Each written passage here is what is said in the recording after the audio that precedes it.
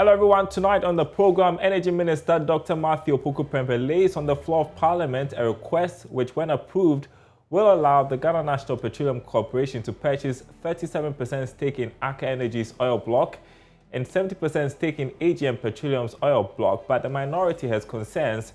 We will have a live update. Also coming up tonight, the ENI Springfield unitization, findings of a survey by energy think tank, the Institute for Energy Security, reveals there is less likelihood the current impasse will dampen investor confidence. We will discuss. Plus, the last straw of hope we have, the Ghana Union of Traders Association accuses government of attempts to remove the benchmark value reduction of 50% on some selected items, warning prices will skyrocket. It is not fair, and considering the unbearable prices that is the consuming public have to contend themselves with. World commodity prices have gone up astronomically high. The freight charges have gone up high. My name is Darryl Kwao. Thanks for being with us tonight. Details right after these.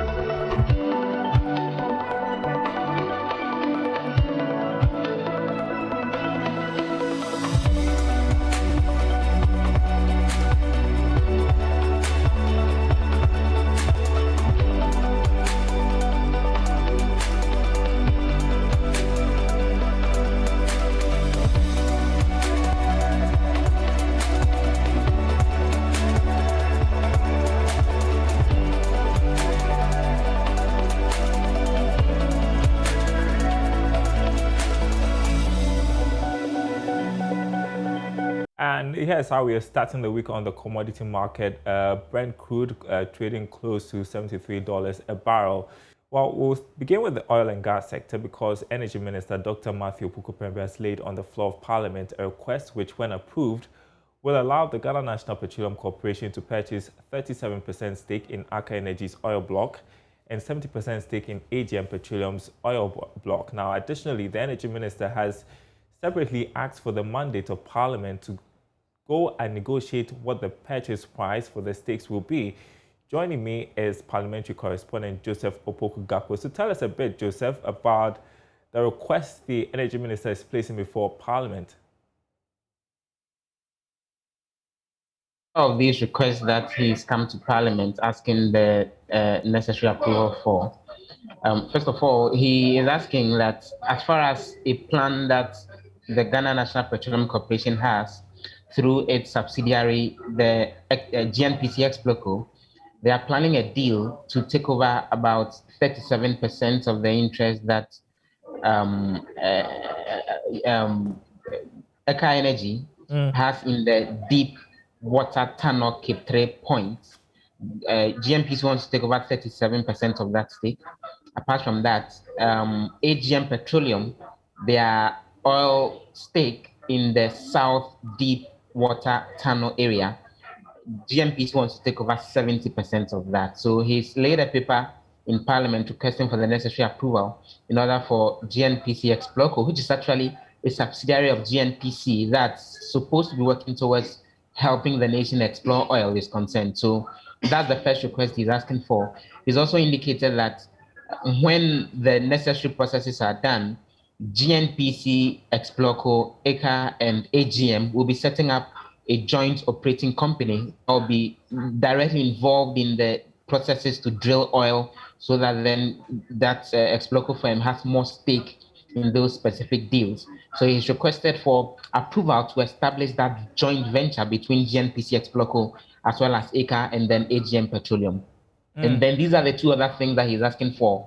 They haven't yet negotiated how much it will cost GNPC Exploco to actually acquire the set 70% stake in the AGM block, and they haven't negotiated the figure yet on how much it would cost GNPC Exploco to actually pay for the said block when it comes to Aker Petroleum, the 37% stake. So he's requested the mandate of Parliament so that then government can negotiate the purchase price for those particular blocks. That's the third request that he laid before Parliament. And then finally, the finance minister separately laid before Parliament a request for a loan facility not exceeding 1.65 billion Ghana cedis, which would eventually go to Exproco in order for them to meet its payment obligations on the said acquisitions. And out of that, about 1.3 billion is an amount that's supposed to go into the ACA AGM deal. And then another amount of $350 million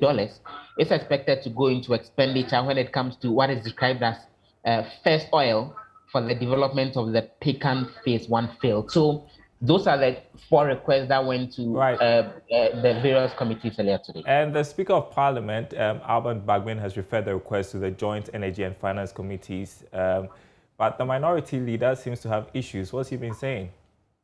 Specifically, when it comes to the specific energy agreement minus the loan facility, the said documents were referred to the Mines and Energy Committee. And the minority leader made the point that it's not enough to just ask the Mines and Energy Committee to look into this. He felt that these are very important issues that the Mines and Energy Committee should look into, but then they should do it in conjunction with the Finance Committee of Parliament. And eventually the Speaker granted that request so that then those three separate agreements are going to the Joint Committee on Mines and Energy as well as Finance. And then the issue having to do with the loan agreement is going specifically to the Finance Committee. Okay. So the concern was eventually resolved because then the referral was to both committees.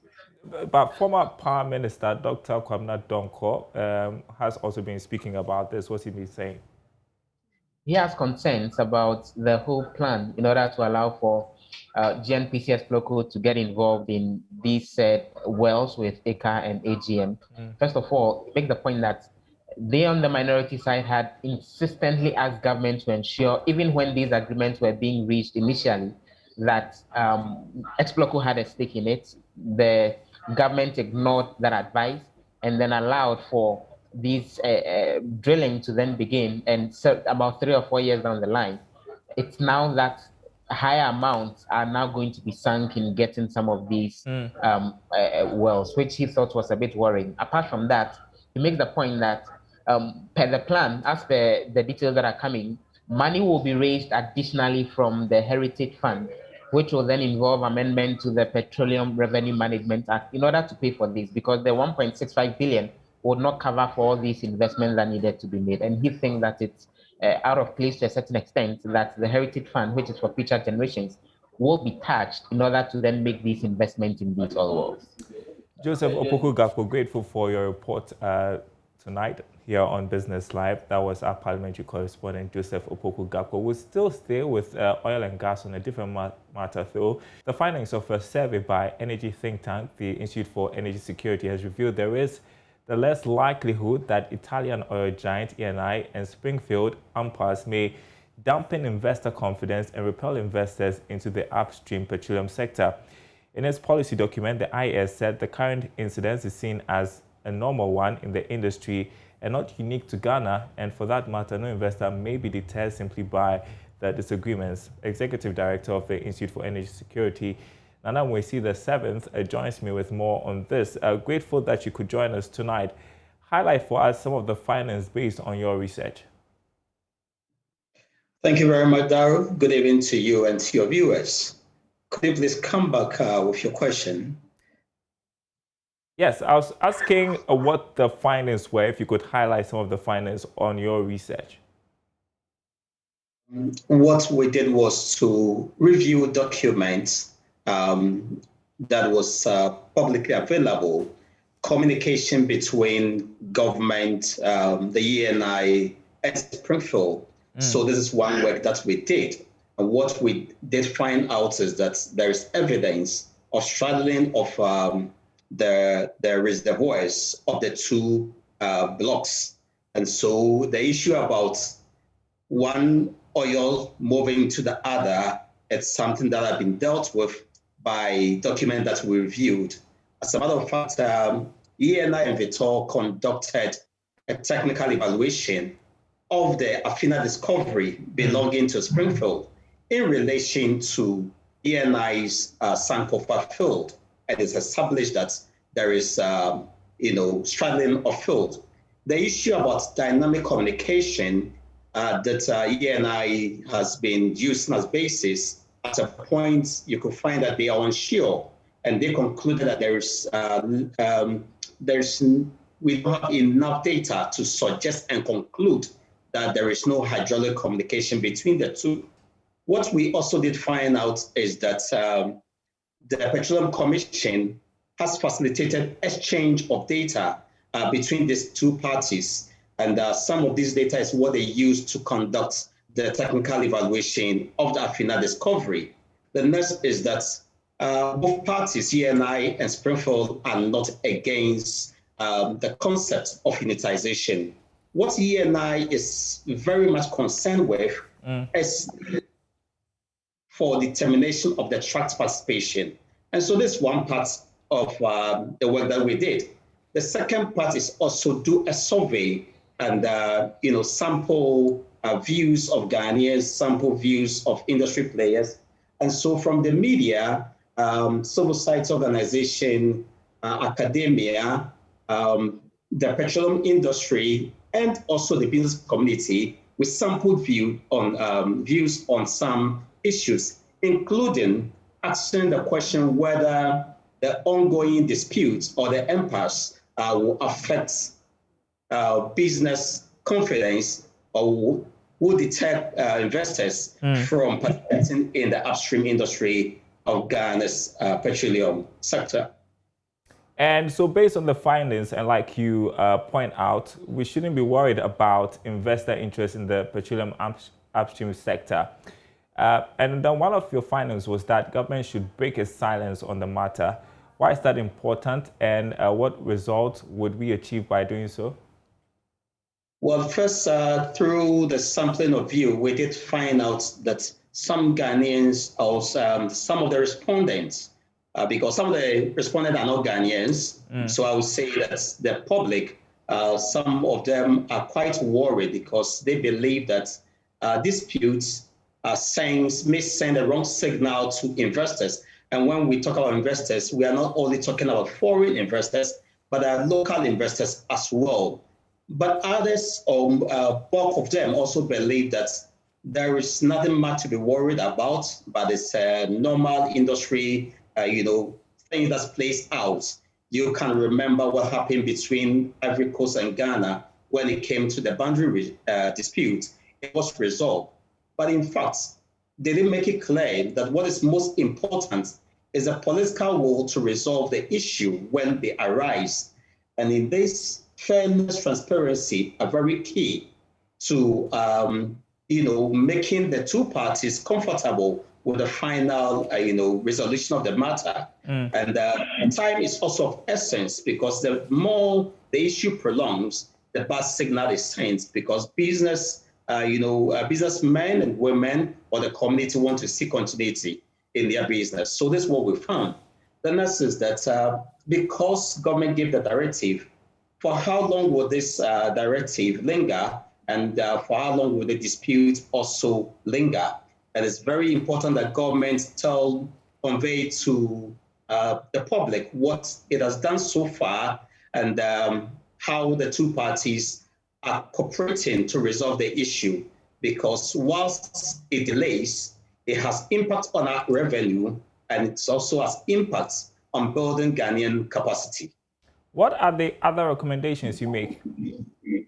Well, we did recommend to government that they should ensure that they facilitate the resolution of this impasse, ensure that there is fairness, there's transparency between the parties, where it is necessary to provide data to the two parties, or help them facilitate the exchange of data. Government should do so. The next thing is that government must get to the two parties, help them to possibly pull the problems or the issues off the table of courts, and seek for some form of settlement, because we understand ENI and Springfield are in courts. It might not serve so well for getting a quick resolution of the issue. If government can intervene and give some clear timelines as to how they need to proceed and resolve the matter, that would be good for Ghanaians. All right, we have just about 2 minutes on this conversation, so I'm going to ask you something else while we have the opportunity to speak to you on the outlook for the oil and gas sector in this second half of the year. And right now we're seeing that the price of Brent crude is hovering close to $73 a barrel. What's your projection? Well, it is good. You will find that last 3 days, when Shell published the second quarter report, they have posted profit, something that they've not been able to do over the last 18 months. It means that the price is dealing fairly with them, and we've seen consumption also rise because the pandemic, we've seen some form of ease of lockdowns, and so mobility and productivity are surged.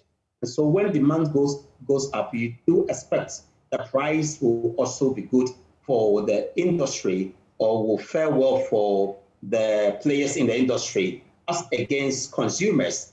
However, with the second wave, if we are not able to deal with it quickly, it will go to dampen consumption and of oil, and it can plunge down the price. But if the price keeps on staying at $70 per barrel, it's going to be good for the producers, and we're going to see more investment in the upstream sector of the petroleum industry. And so it's an issue of demand, and that will dictate where price will be. However, it will impact negatively on consumers. All right, Nana Nwesi the seventh, Executive Director of the IAS. Appreciate your time with us tonight. Hope to speak with you another time. You're watching Business Live. Still to come, the last straw of hope we have, that's according to the Ghana Union of Traders Association, accusing government of attempts to remove the benchmark value reduction of 50% on some selected items. It's not fair. And considering the unbearable prices that is the consuming public have to contend themselves with, world commodity prices have gone up astronomically high, the freight charges have gone up high. Hearing more from Guta President Dr. Joseph Obeng, why he's warning the prices of items would escalate if this should happen. Details coming up.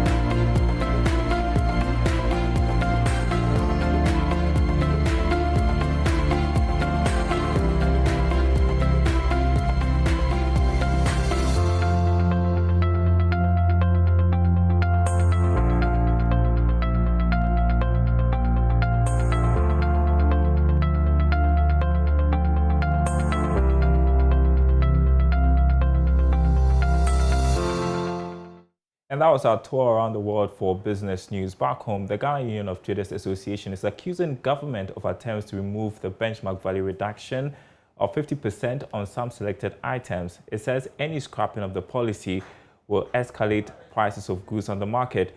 We'll hear from the president, Dr. Joseph Obeng, in a moment. First, the Commissioner General of the Ghana Revenue Authority hinting of plans to review the 50% reduction on selected items at the port.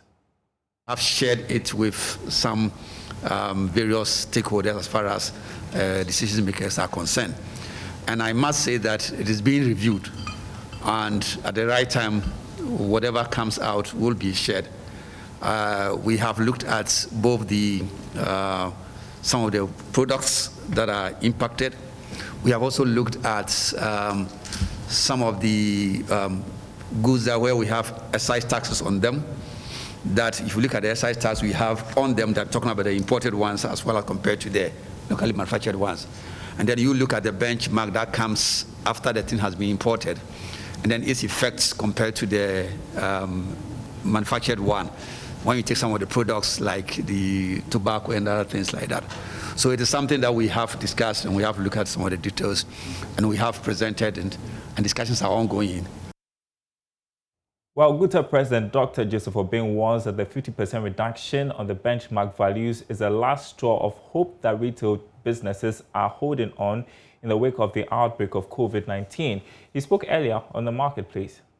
The Council of State just called us recently to discuss on way forward as to why prices are escalating in the market. If you recall, the former Deputy Minister of Finance also brought to the fore of Parliament the fact that prices of goods and services are escalating in this country. These are all coming because we are not in normal times. The effect of the COVID is so is having its heavy toll on the trading community as well as the consuming public, and that's the reason why we are not expecting that at this time that's this trying moment where businesses are on the verge of collapse. This good policy that government introduced should be reversed. It is not fair, and considering the unbearable prices that is the consuming public have to contend themselves with.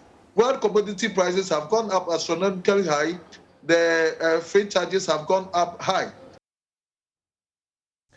In other news, the International Monetary Fund is warning that the country's rising debt stock and negative impact of the third wave of COVID-19 could force the country to seek financial support from the fund.